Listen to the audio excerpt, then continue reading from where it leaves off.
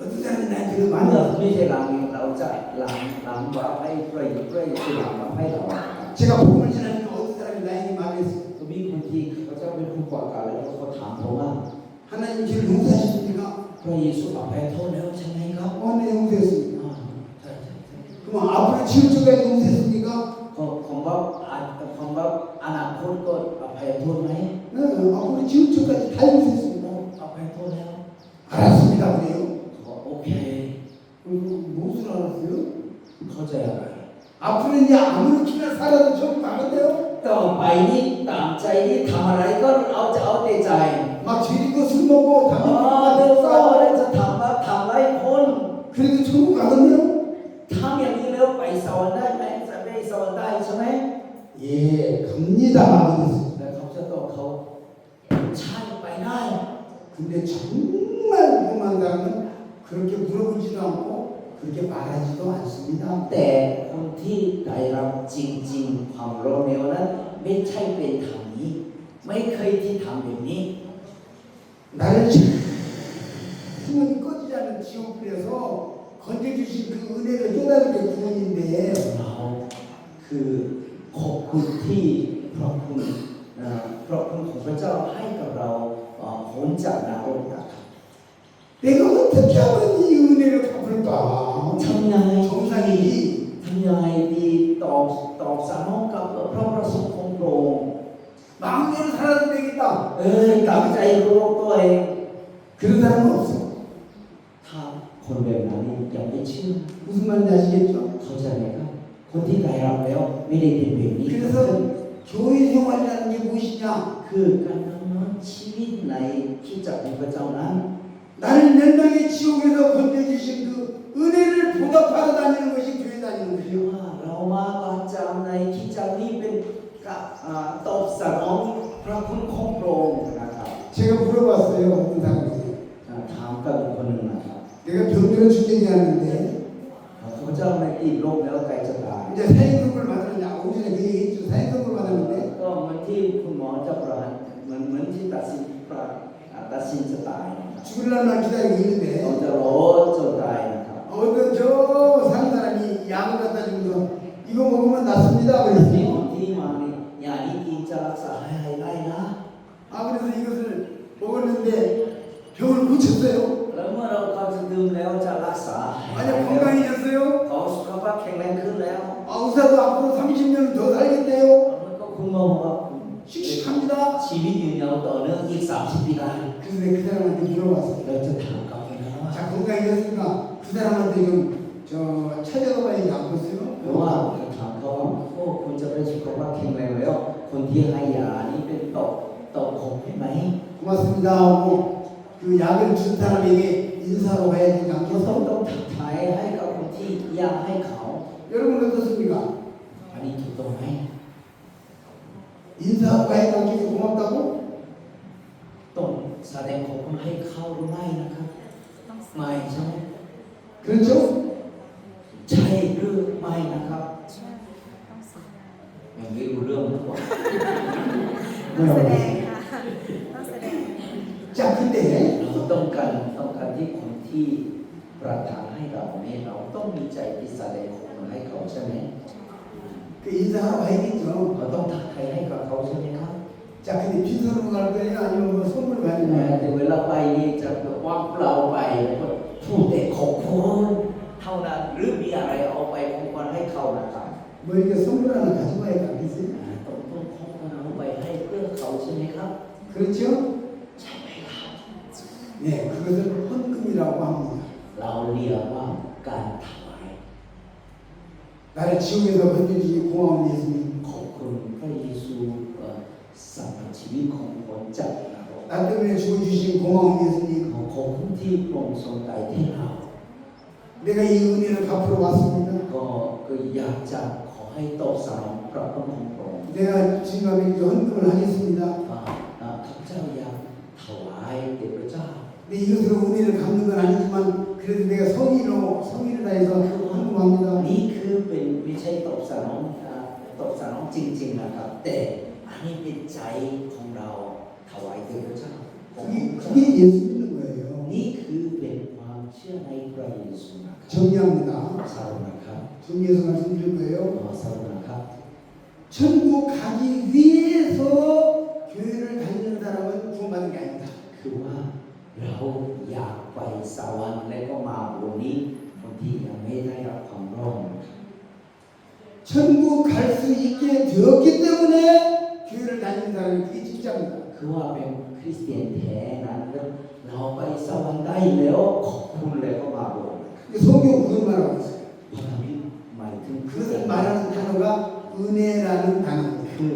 เราจะใช้คำศัพท์เดียวนี้ว่าพระคุณ 성경 은혜가 많이 나오잖아요. โอ้อยู่ในพระคัมภีร์พระคุณมีมากมายใช่ไหมครับ 주님이 나를 위해서 죽어주신 은혜, พระองค์ทรงไถ่แท้เรา 나를 지옥에서 건져주신 은혜, ขอจากนรกด้วย 나를 내 죄를 용서해 주신 은혜, พระองค์ทรงอภัยโทษเรา 천국 시민권자를 주셨고 พระองค์ทรงให้เราสัญชาติ 하나님의 아들 삼아 주셨고 เราเป็นเหมือนบุญลูกบุญธรรม 하나님의 딸 ลูกของ 삼아 พระเจ้า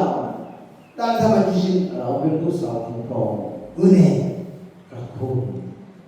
거기서부터 시작해서 나 건강하게 해주신 은혜, ขอบคุณที่สุขภาพยังแข็งแรงอยู่ 오늘 호흡하고 살게 해주신 은혜, เรายังวันนี้มีชีวิตอยู่ให้ใจได้ 2주일간 오토바이 차 타고 돌아다니는데 다치지 않고 여기까지 지켜주신 은혜, แม้พระองค์ทรงปกป้องเราตลอดเวลาแม้ว่าเป็นไม่มีอุปสรรคขึ้น 우리는 온통 은혜에 둘러싸여서 사는 것입니다. คือว่าชีวิตของคริสเตียนแท้นี้เป็นเต็มไปด้วยพระคุณของพระองค์ 그 은혜 중에서 최고의 은혜가 그와 죄 용서받은 은혜입니다. คือว่าพระคุณที่ยิ่งใหญ่คืออภัยโทษความบาปของเรานะครับ 얼마나 그 은혜가 크면 คืออันนี้เป็นพระคุณยิ่งใหญ่ 다윗이 자기 아들 압살롬을 대신하여 죽었다는 이 절박한 พ 사랑입니다. ระสัตวิตจะให้ตายแทนลูก 하나님의 사랑은 인간이 흉내낼 수 없는 사랑입니다. คือว่าความรักของพระองค์เทมันจะไม่สามารถทำตามได้ 우리들의 입으로 말하기도 죄송스러운 거예요. แม้เราจะคำพูดโอ้ก็เกรงใจและเกรงใจ 인간이 어떤 언어로도 하나님의 사랑에 대해서 다 표현할 수가 없습니다. คือว่าเราแสดงออกไม่ได้พระคุณของพระองค์ 그래서 옛 시인들은 구원받은 성도들은 하늘을 두루마리 삼아 하늘을 책으로 삼고 คือว่ามีท้องฟ้าเหมือนเป็นเหมือนหนังสือนะครับ 바다를 먹물 삼아도 그 잉크 글 쓰는 잉크가 삼아도 ทะเลเป็นมืดนะครับ 하나님의 사랑을 다 기록할 수가 เรา 없다. บันทึกความรักของพระองค์ไม่ได้ 한번 잘 생각해 보세요. ลองคิดดูสินะครับ 지금 세계 인구가 뭐 80억이라고 합니다. ว่าในโลกนี้เป็นมนุษย์ที่จำนวนเป็น1,500 ล้านใช่ไหมครับเป็น1,500เป็น150คน 그 80억 인구 중에서 하나님이 나를 이렇게 쳐다봐 주셨다는 거 คือ 얼마나 หมาย 놀라워요. ว่าเรายังส่วนหนึ่งอยู่ใน8,500 คนแต่พระเจ้ามองเรานะครับมองฉันนะครับ 아주 유명한 가수가 가는데 แล้วมีนักร้องที่ชื่อเสียงนะ 그거 가져가서 사인해달라고 사인 แล้ว 사인 ไป 사인 จะขอเซ็นชื่อให้หน่อยชื่อให้หน่อย 그 사인 되면 가보면 นักร้องที่ 사인만 더 잘하고 ชื่อเสียงแล้วก็ขอใส่ให้แล้วเขาจะเก็บไว้ดีๆแล้วก็จะเป็นสิ่งสำคัญมาก 근데 창조주 하나님 아버지가 나를 아신다는 거예요. แต่พระผู้สร้างรู้ฉันแล้ว 내 이름을 불러주셨다는 거예요. พระองค์ทรงเรียกน้ำของเรา 이제 남은 시간 마지막으로 저는 마태복음 7장 21절을 오늘 보고 말씀을 สุดท้ายนะครับก็มาที่บทที่7ข้อที่21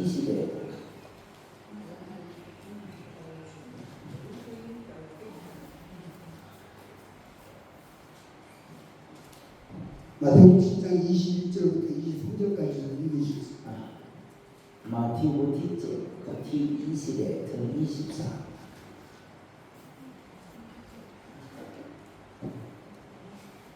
มาที่บทที่7ข้อที่21ถึง23มีคนใช้จดแล้วจะช่วยอ่านตามได้ไหม ที่บทที่7บทที่21 23ไม่ใช่ทุกคนที่เรียกเราว่าองค์พระผู้เป็นเจ้า จะได้เข้าในแผ่นดินสวรรค์แต่ผู้ที่ปฏิบัติตามพระทัยพระบิดาของเรา ผู้สถิตในสวรรค์จึงจะเข้าได้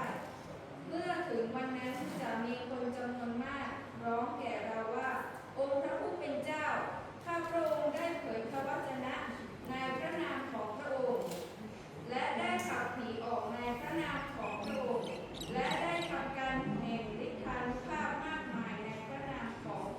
พระองค์ไม่ใช่หรือ เมื่อนั้นเราจะกล่าวแก่พวกเขาว่าเราไม่เคยรู้จักพวกเจ้าเลย เจ้าผู้ทำความชั่วจงไปเสียให้พ้นหน้าเรา ขอบคุณครับ 성도들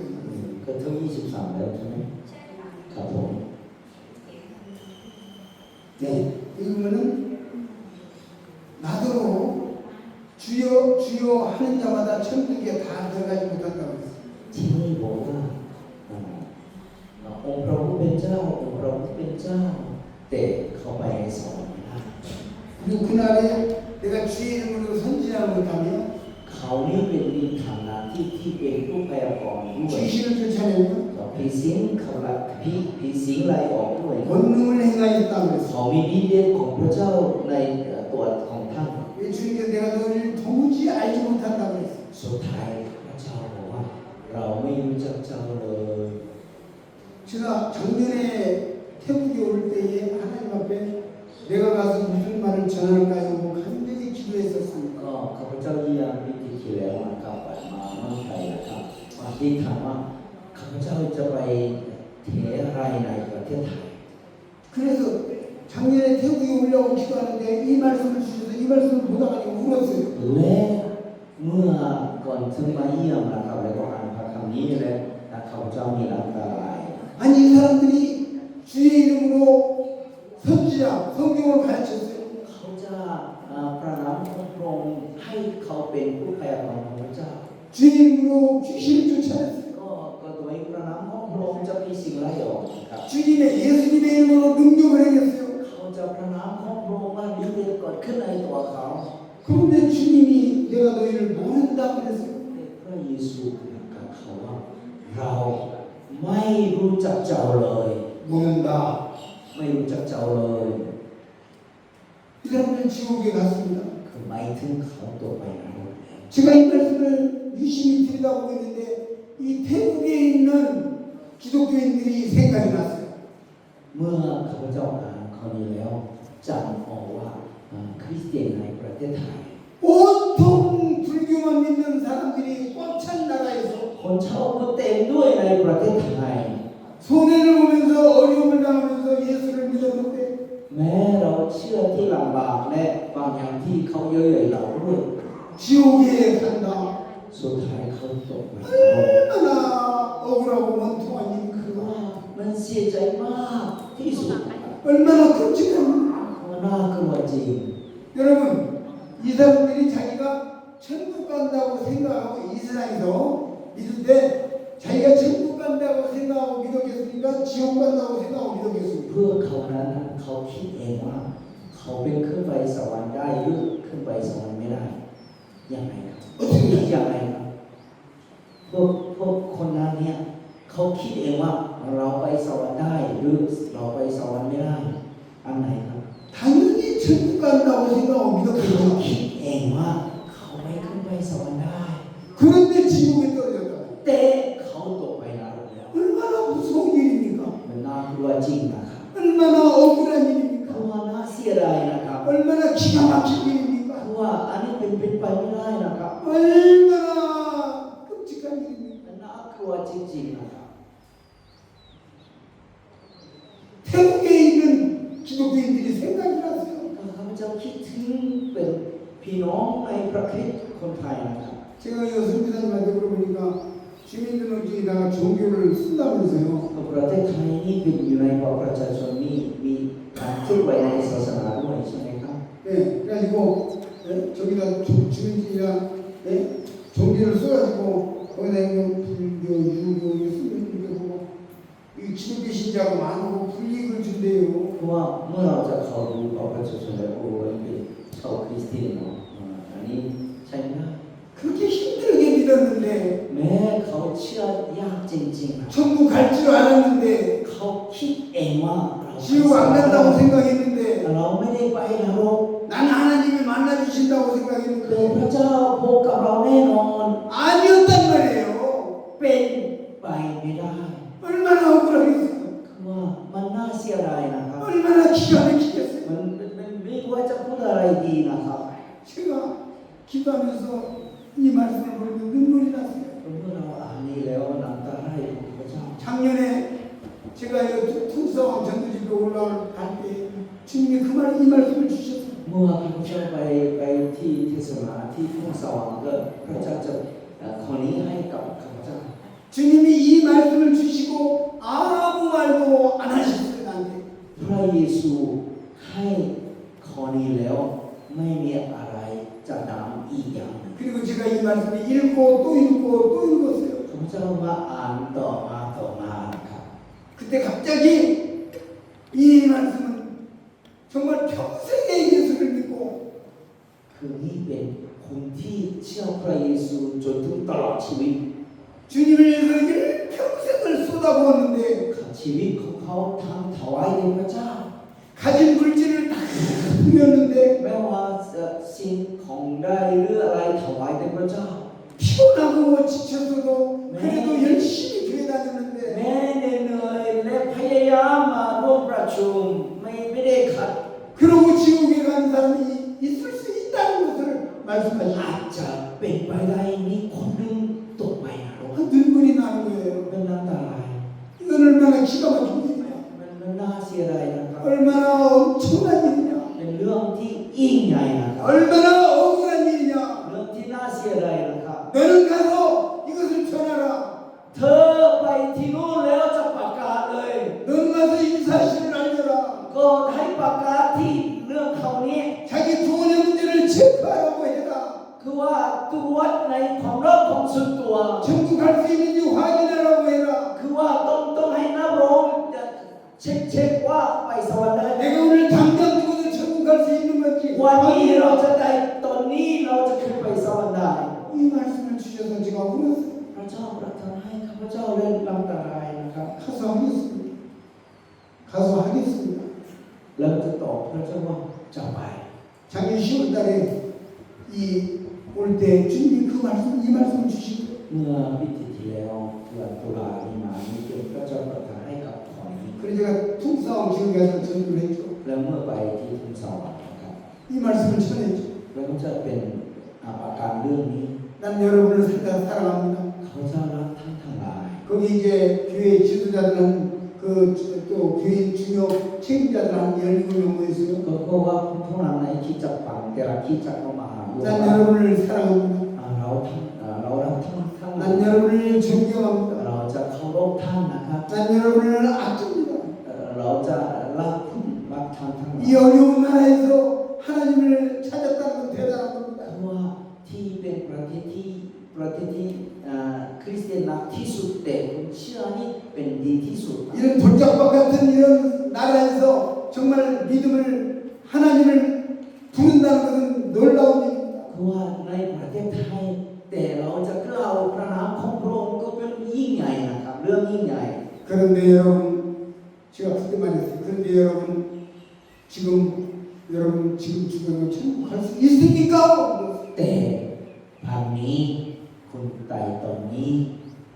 ตายแล้วไปสวรรค์ได้แน่นอนหรือไม่นะครับ 오늘 죽어도 천국 갈 수 있습니까? ตายวันนี้จะไปสวรรค์ได้หรือไม่นะครับ 침묵했어요. ทุกคนจะไม่ได้พูดอะไร 그리고 하나님 아들 예수 그리스도는 여러분들의 죄를 이미 용서하셨습니다. จริงคือนะครับ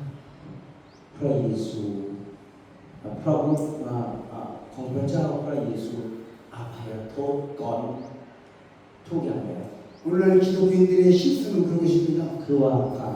ความผิดพลาดความเชื่อผิดพลาดในสังคม 내가 하나님 앞에 잘못했다고 회개하니까 용서했다고 생각을 합니다. ทุกคนจะคิดเองว่าเราสารภาพบาปกับพระเจ้าแล้วพระเยซูอภัยโทษเราแล้ว 내가 เชื่อ 회개하니 เนี่ยนะ 내가 บใจแล้วพระเจ้าอภัยโทษแล้วนะครับ 그러나 คิดเป็นอย่างนั้น 성경은 여러분과 내가 회개하기 전에 이미 2000년 전에 용서를 받다 이거예요. แต่พระคำของพระเจ้านั้นนะครับ ยังไม่กลับใจของท่านพระเยซูอภัยโทษแล้วทรงบัพติศแล้วนะครับ 이사야서 44장 22절에 보면 내가 너희들의 죄를 다 도말 없애버렸으니 너는 내게로 돌아오라고 했어. คือว่าอิสยาห์บทที่44บอกว่าเราบาปของทั้งหลายลบแล้วจงกลับมาหาเราแล้วจงมาหาเรา 인간은 내가 잘못해서 미안해하고 사과를 했는데 내가 받아줄 건가 안 받아줄 건가 이렇게 생각하면 인간이 เราหวังความสัมพันธ์เข้ามาเราจะสารภาพเข้าแล้วเขาอาจจะอภัยโทษไม่อยู่ที่ชีวิตของเขา 내가 잘못했어 하고 용서를 빌어도 내가 용서 못해 그렇게 할 수가 있는 인간이에요. เพราะว่าเรากลับใจให้กับเขาแล้วแต่เขาอาจจะไม่ยอมก็ได้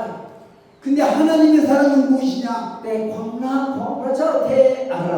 내가 회개하지도 않는데 แม้เรายังไม่กลับใจ 내가 돌이키지도 않는데 เรายังไม่กลับใจ 내가 잘못했다고 하지도 เรายัง 않는데 ไม่บอกว่าเราผิดพลาดแล้ว 오히려 하나님 등 돌리고 도망가는데 และเราจะหาอะไรจากพระเจ้านี้จะพระ 하나님 เจ้า 관심도 없는데 คือเราไม่สนใจพระเจ้า 그런데 하나님은 우리들의 죄를 다 용서해놓고 พระ 기다려. เจ้าของเราอภัยโทษของเราแล้ว 이것이 하나님의 사랑의 นี่คือความรักพระเจ้าแท้นะครับ 핵심입니다. 핵심. นี่คือเป็นสิ่งสำคัญนะครับ 놀라운 일입니다. นี่เป็นเรื่องยิ่งใหญ่ 엄청난 일. เรื่องใหญ่มากนะครับ 어찌 하나님과 사랑이 같습니까? 하나님과 사랑이 같을 수가 없어요. คือว่าไม่ว่าคนเหล่านี้เป็นเหมือนกันไม่ได้ 사람은 잡는다고 빌어도 용서해도 แม้เราอภัย 용서라고 해도 โทษแล้วขออภัยโทษแล้วเขาไม่ยอม 용서를 못하는데 잘못했다고 빌어도 나한테 빌어도 내가 용서를 못하는데 เขาจะขออภัยโทษน้อยก็เขาก็ไม่ยอม 하나님은 나에게 회개하고 빌지도 않았는데 용서했다고 해요. เราไม่เชื่อไม่ได้ทำอะไรแต่พระเยซูอภัยโทษเราแล้ว 이사야 53장 6절 보시면 나옵니다. คือหมายความว่าอิสยาห์บทที่53ข้อ 53장 6절. อิสยาห์บทที่53ข้อ6นะครับ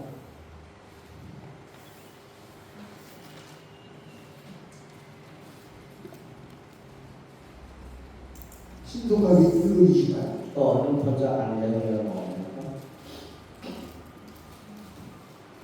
เราทุกคนหลงเตลิดไปเหมือนแกะ แต่ละคนหันไปตามทางของตน และองค์พระผู้เป็นเจ้าทรงวางความชั่วช้าของเราทุกคนไว้บนตัวเขา 이 말씀은 놀라운 말씀입니다. คือว่าข้อนี้เป็นเรื่องยิ่งใหญ่ 우리는 다 양 같아서 각기 제 길로 갔다 그 말이에요. คือว่าเราเหมือนแพนะครับ แต่เราตามใจเราเอง 하나님을 안 믿고 마음대로 갔다 คื 이거예요. อว่าเราไม่เชื่อพระองค์แล้วตามใจเราเองเลือกทางตามใจเราเอง 예수를 거절하고 자기 마음대로 하나님을 거절하고 갔다 이 말이에요. เราปฏิเสธพระองค์และตามใจเราการดำเนินชีวิตจะเราเลือกเอง 자 그러면 이 사람들이 하나님을 믿는 사람입니까? 안 믿는 นั้น 사람입니까? เป็นผู้เชื่อหรือไม่นะครับ 믿는 사람이 안 믿는 사람입니까? คนที่ผู้นั้นจะผู้เชื่อหรือคนผู้ไม่เชื่อนะครับ 자기 마음대로 เขาตามใจตัวเอง 하나님을 떠난 사람들 เขาห่างไกลจากพระเจ้า 믿는 자입니까? 안 믿는 ค 자입니까? นนี้เป็นผู้เชื่อหรือไม่นะครับ ไม่เชื่อ คนไม่เชื่อใช่ไหมครับ 어떻습니까? อันนี้ 그런데 그 다음 말씀에 보면 아주 깜짝 놀랄 말이 있습니다. แล้วต่อมานะครับ 그렇게 같이 제 길로 갔는데 여호와께서는 우리 모두의 죄악을 그에게 감당시키셨다. แต่พระองค์พระผู้เป็นเจ้ามอบให้ความผิดภาระให้กับพระเยซูแล้ว 인류 역사상 가장 위대한 말씀입니다. นี่คือเป็นคำที่ยิ่งใหญ่สูงสุดในสังคมของมนุษย์นะครับ 하나님을 등 돌리고 지 마음대로 가버리는 เรา 사람들 จะหันต่อตามกับพระเจ้าและหักอะไรจากพระเจ้าแล้ว 영을 섬기고 우상을 섬기는 사람들 เราจะให้ไหว้กับมังกรและอุรุเคารพต่าง 마음에서 섬기고 십두교를 믿는 ๆ 사람들 คือว่าเขาจะรับถึงเป็น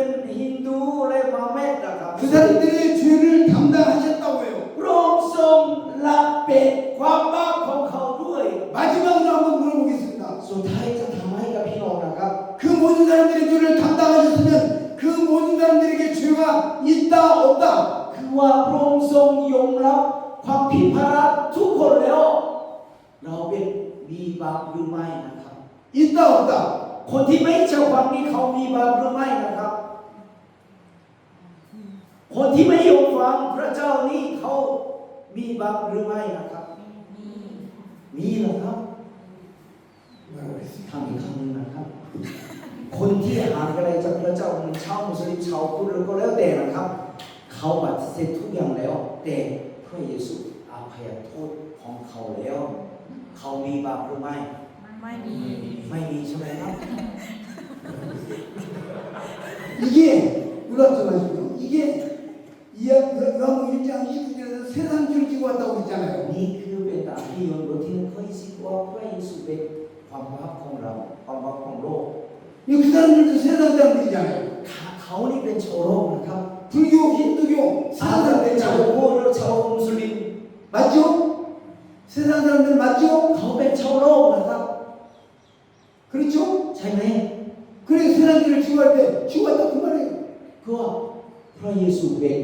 ความผิดบาปของ 그가 하나님의 입장, 판사 입장에서 볼 때는 그 사람들의 죄도 다 지고 갔다 이 말이에요 คือว่าพระเจ้าเป็นผู้พิพากษาเนาะจะมองให้ทุกคนพระเยซูเป็นบาปของโลกแล้ว 여러분과 내가 볼 때는 그 사람들 죄가 있지만 ว่าสายตาของเรานี่เขายังมีบาปนะครับแต่ว่า 하나님 สายพระเนตรของพระองค์นั้น 하나님이 오실 때는 그 사람들에게 죄가 없다 이 말이에요 สายพระเนตรของพระองค์นั้นไม่มีบาปนะครับ 지고 갔으니까 담당하셨다 เป็นแล้ว 담당하실 것이다 하셨다 ว่าเป็นที่อนาคตไม่ใช่เป็นแล้วนะครับ 하실 것이다 하셨다 อาจจะทำหรือแน่นอน 뭐라고 그랬어요? 여기 ที่นี่บอกว่าอะไร 담당하셨다 그래서 하실 것이다 그랬어요 ก็เรื่องอนาคตหรือเรื่องอดีตเรื่องอดีตแล้วนะครับแล้วจบแล้ว 담당하셨다 끝났다 말이에요 คือว่าเป็นแล้วจบแล้วสำเร็จแล้วนะครับ 그 사람들의 죄도 다 없어졌단 말이에요 แท้จริงคือคนที่ไม่เชื่อฟังคนที่ไม่เชื่อพระเยซูนั้นจะอภัยโทษแล้ว 그런데 한 가지 죄가 남아 있습니다 แต่มีเรื่องความบาปหนึ่งอย่าง 예수님이 말씀하셨어요 นี่เป็นพระเยซู 요한복음 16장 9절 보고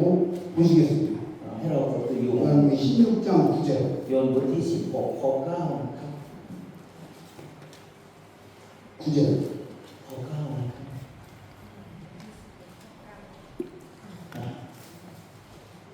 ทีนี้บอกว่าในเรื่องความบาปนั้น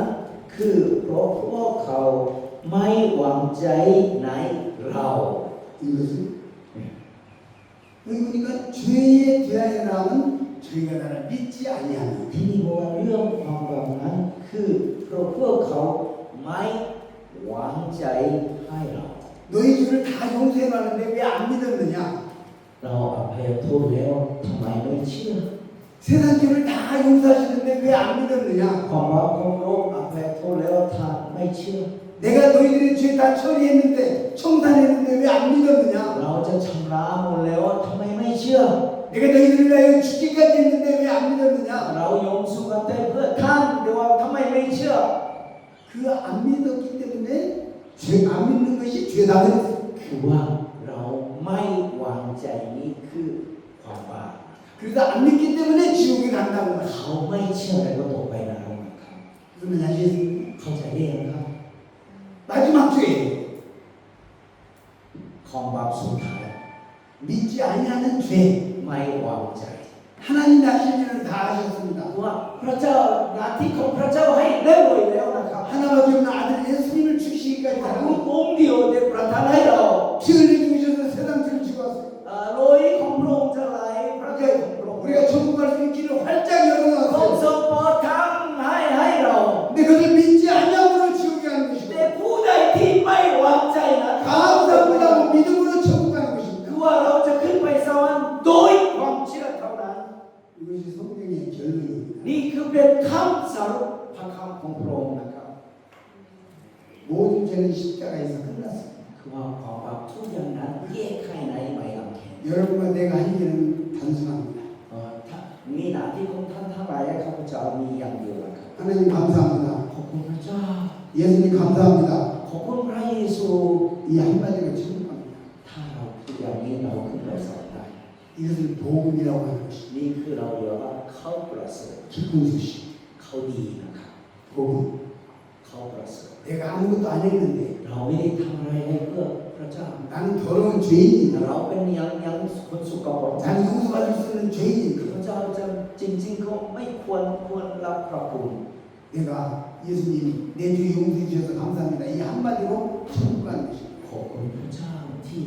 ครั้งเดียวที่เราขึ้นไปสวรรค์ได้ 그래서 마음으로 믿어 이해하고 그리고 신뢰에 분해된다고 했습니다. เราเชื่อ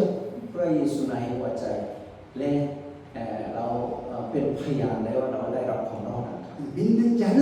영생을 얻었다고 ค 했습니다. นที่ผู้เชื่อนั้นได้มีชีวิตนิรันดร์แล้ว 다 같이 기도하시겠습니다. รู้จักที่ท 기도하고 하나님 아버지 감사합니다. ำขอบคุณพระบิดา 십자가에서 모든 죄가 이미 용서된 것을 저희들이 성경을 통해서 알았습니다. เรารู้ว่าพระเยซูอภัยโทษในไม้กางเขน 하나님께서 우리에게 아무것도 요구하지 않으시고 믿음만 요구하신다는 걸 알았습니다. เรารู้ว่าพระองค์ทรงต้องการไม่มีอะไรมีแต่ความเชื่อ 믿는 자는 영생을 얻었다고 하는 이 놀라운 약속을 감사합니다. ขอบคุณที่พระองค์ทรงผู้เชื่อนั้นได้มีชีวิตนิรันดร์แล้ว 이제 오늘 당장 죽어도 천국 갈 수 있는 놀라운 하나님의 약속을 인하여 감사를 드립니다. เราจะขอบคุณที่พระสัญญาว่าผู้ใดที่เชื่อในวางใจพระองค์นั้นเอาไปสวรรค์ได้ 여기에 참여하신 우리 그 캔더이 지역에 있는 모든 분들, 여기 참석하신 모든 분들이 이제 천국에 같이 갈 수 있도록 복을 주셨습니다. ขอพระองค์ทรงอวยพรให้คนที่มาร่วมทั้งสิ้นจะขึ้นไปสวรรค์ได้ 이번에 복을 듣지 못한 분들에게도 기회를 주셨습니다. ขอพระเจ้าให้มีโอกาสหน้าคนที่ยังไม่มาร่วม 아버지 하나님 감사합니다. ขอบคุณพระบิดา 성경에 명확하게 깊게 넣으셔서 감사합니다. ขอบคุณที่พระองค์ทรงบันทึกให้ชัดเจนกับในพระคัมภีร์ 이 복음을 여기서도 증거하게 해주셔서 감사합니다. ขอบคุณที่พระองค์ทรงยังให้เราอยู่ที่นี้จะประกาศได้ 이 뒤에 나오는 모든 분들에게 복을 주셨습니다. พระองค์ทรงอวยพรคนที่มาสมาชิกทุกท่าน 이 교회에 속한 모든 분들이 천국 갈 수 있도록 도와주셨습니다. คนที่สมาชิกทุกคนที่อยากให้ขึ้นไปสวรรค์ได้ 하나님의 이 교회를 부흥케 하셔서 ขอพระองค์ทรงให้คริสตจักรแห่งนี้ต้องคุณผู้ใหม่ 이 교회 하나님의 은총을 ข 부어주셨고 อพระองค์ทรงเมตตาที่คริสตจักรแห่งนี้ต่อไป 온 교회가 구원받은 형제 자매들로 이 채워질 수 있도록 도와주셨고 ก็สมาชิกทุกคนที่เป็นเชื่อในพระเยซูและเราเรียกว่าพี่น้องในพระคริสต์ 아버지 하나님 부족한 이 종을 이곳에 보내주셔서 말씀 증거하게 해주셔서 감사합니다. ขอบคุณที่จะผู้รับใช้ที่ไม่พอเพียงแต่ประทานมาที่นี้จะประกาศ 우리를 사랑으로 영접해 주신 이 교회에 하나님이 큰 축복을 주셨고 ก็พี่น้องที่นี่ทุกท่านจะได้รับกันที่เราและขอขอบคุณพระเจ้าและพี่น้องต่อไป 주님 영광을 받으시고 ขอพระองค์ทรงรับพระสิริของพระเจ้า 이 목사님들과 장로님들에게 준비해서 지혜를 주시고 ขอพระองค์ทรงให้มีสติปัญญาทางศาสนาพิบัติและปกครอง 깨달음을 주시고 복을 주시고 영역을 주시고 พระองค์ทรงจะอวยพรให้เขาและจะทุกคนจะให้โดนใจจากพระเจ้า 이 교회를 아름답게 이끌어갈 수 있도록 도와주시고 ก็ผู้นำทุกท่านนั้นจะนำให้ถูกต้องกับตามพระคัมภีร์ 큰 예배당을 짓고 많은 사람들에게 전도하고 싶은 믿음을 가지고 있사오니 복을 주시고 ขอพระองค์ทรงจะอวยพรที่ความหวังที่จะเห็นนี้อยากจะสร้างอาคารใหม่และหลายคนที่เชิญมาได้รับเชื่อต่อไป 하나님 우리가 떠난 뒤에도 이 몸된 교회를 주님이 이 교회를 복을 주시옵소서. ไม่ว่าเราจะต้องการแต่พระเจ้าจะอวยพรให้กับคริสตจักรแห่งนี้ต่อไป 주님 감사합니다. ขอบคุณพระองค์ 예수님 이름으로 기도합니다. ในพระนามของพระเยซูคริสต์เจ้า